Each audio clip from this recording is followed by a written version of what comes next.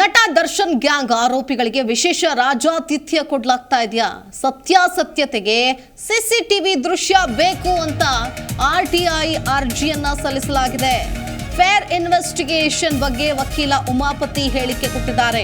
Station ಬಳಿ section 144 section ಹಾಕೋದಕ್ಕೆ ನಿಷೇಧಾಜ್ಞೆಯನ್ನ ಜಾರಿ ಮಾಡೋದಕ್ಕೆ ಕಾರಣ ಏನು ಅನ್ನೋ ಪ್ರಶ್ನೆಯನ್ನು ಕೂಡ ಹಾಕಿದ್ದಾರೆ. ಇಲ್ಲಿ ನಿಜಕ್ಕೂ ಫೇರ್ ಇನ್ವೆಸ್ಟಿಗೇಷನ್ ನಡೀತಾ ಇದೆಯಾ? ಇದನ್ನ ನಂಬೋದು ಹೇಗೆ? ಹಾಗಾಗಿ ನಮಗೆ ಅಲ್ಲಿರುವಂತಹ ಸಿಸಿಟಿವಿ ದೃಶ್ಯಾವಳಿಗಳನ್ನ ಕೊಡಬೇಕು ಅಂತೇಳಿ ರೈಟ್ ಟು ಇನ್ಫಾರ್ಮೇಶನ್ ಅಲ್ಲಿ ಅರ್ಜಿಯನ್ನ ಸಲ್ಲಿಸಿದ್ದಾರೆ. ಈ ಅರ್ಜಿಗೆ ಉತ್ತರ ಸಿಗುತ್ತಾ?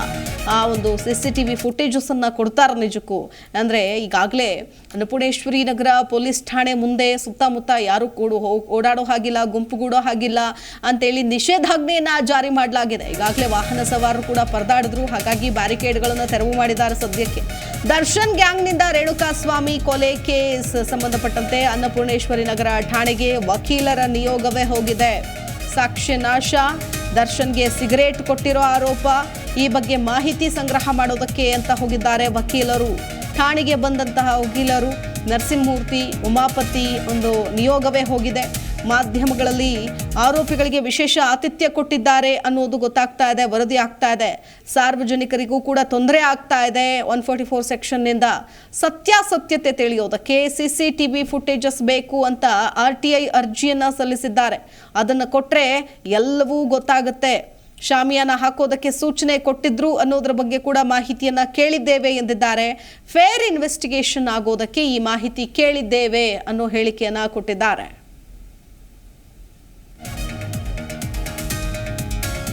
ನಟ ದರ್ಶನ್ ಗ್ಯಾಂಗ್ ಆರೋಪಿಗಳಿಗೆ ವಿಶೇಷ ಆತಿಥ್ಯವನ್ನು ನಿಜಕ್ಕೂ ಕೊಡಲಾಗ್ತಾ ಇದೆಯಾ? ನಿನ್ನೆಯಿಂದಲೂ ಕೂಡ ಈ ಥರದ ಒಂದು ಪ್ರಶ್ನೆ, ಚರ್ಚೆ ಮುನ್ನೆಲೆಗೆ ಬರ್ತಾ ಇದೆ. ಯಾವಾಗ ಇವರು ಶಾಮಿಯಾನ ಪರದೆಯನ್ನ ಎಳೆದ್ರೋ, 144 ಸೆಕ್ಷನ್ ಜಾರಿ ಮಾಡಿದ್ರು, ಸೊ ಏನು ಕಾಣದೇ ಇರೋ ರೀತಿಯಾಗಿ ಎಲ್ಲ ಕಣ್ಣ ಮುಚ್ಚೆ ಆಟ ಆಡೋದಕ್ಕೆ ಶುರು ಮಾಡಿದ್ರು. ಸೊ ಪೊಲೀಸರ ಮೇಲೇನೆ ಅನುಮಾನ ಬರೋದಕ್ಕೆ ಶುರುವಾಗಿದೆ. ಯಾಕೆ ಈ ಥರದ ನಡೆಯನ್ನ ಅನುಸರಿಸ್ತಾ ಇದ್ದಾರೆ ಪೊಲೀಸರು? ಯಾರ ಒಂದು ಒತ್ತಡ ಕೇಳಿಬಂತು ಇವ್ರಿಗೆ? ಹಾಗಾದ್ರೆ ಯಾಕೆ ಈ ರೀತಿಯಾಗಿ ಮಾಡ್ತಾ ಇದ್ದಾರೆ? ಫೇರ್ ಇನ್ವೆಸ್ಟಿಗೇಷನ್ ಆಗ್ತಾ ಇದೆಯಾ? ಸೊ ಅವ್ರು ಕೇಳಿದಂತಹ ಸೌಕರ್ಯಗಳನ್ನ ಕೊಡ್ಲಾಗ್ತಾ ಇದೆಯಾ?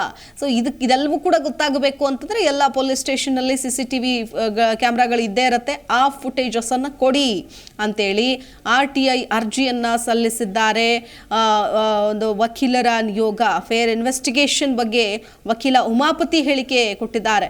ಸೊ ಇದು ನಿಜಕ್ಕೂ ನಡೀತಾ ಇದೆಯಾ ಇಲ್ವಾ ಅನ್ನೋದು ನಮ್ಗೆ ಗೊತ್ತಾಗಬೇಕು ಅಂತೇಳಿ.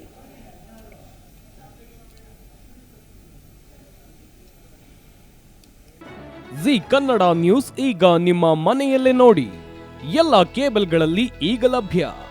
ಸನ್ Direct 292, Jio TV 1334, U digital 162, City cable 51, GTPL 17, Abhishek cables 821, Rockline telecommunication 51, Shri Basaveshwara number 60, Vinayaka digital number 53, in digital number 896ರಲ್ಲಿ.